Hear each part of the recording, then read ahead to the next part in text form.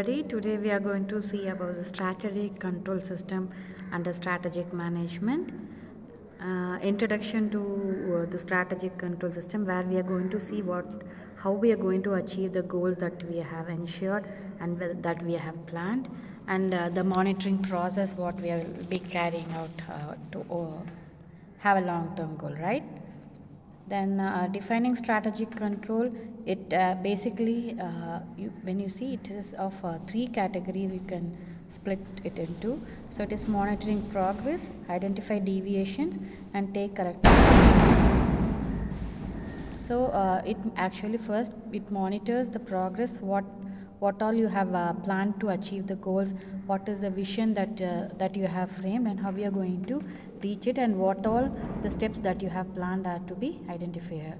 Then you have to identify the deviations, what are the drawbacks and mismatches that apply in that interfere the process, and that you have to identify and you have to remove that. Then take corrective actions, you have to take measures to correct them and reach the goal that you have planned. Then key components are strategic goal, performance measures, and control process. So you have to frame a very perfect strategic goal that you have to attain.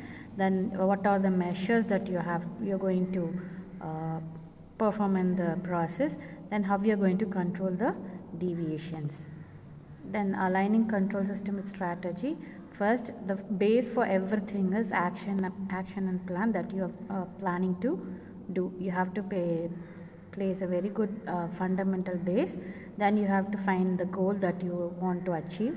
Then frame the missions that would support to achieve your goal. Then in the last, you have to go and means ultimately you have to attain your vision. So after attaining your vision, your relationship is not going to stop. So it is a cyclic process where from vision you have to create a trust on your product or on your process that you're going to give, right? Then report if there is any deviation, and have a very positive relationship with your customer. Then monitoring and evaluating the process then and there will help the process very easily. It could be done by collecting data, what is happening then and there, then performing performance analysis that happens, what all sort of analysis that you can carry out for attaining your goal. Then feedback and report from your customers, from your employees, and who are the stakeholders, what all the feedbacks that you're getting could be a valuable document.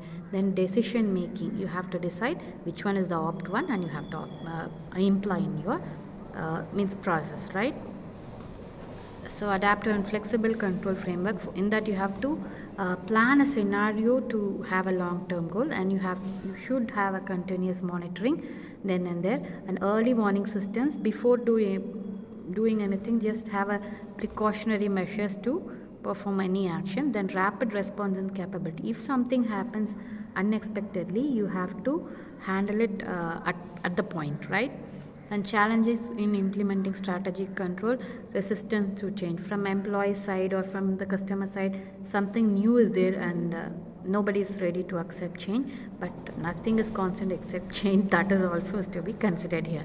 Then lack of clarity, they don't know what is what, so you have to give a good wraparound session or training or any sort of aspects of giving them the proper knowledge about what you're going to do. Then resource constraint, how we are framing. If you don't have an inbound training unit or for example, then you can procure it from them outside.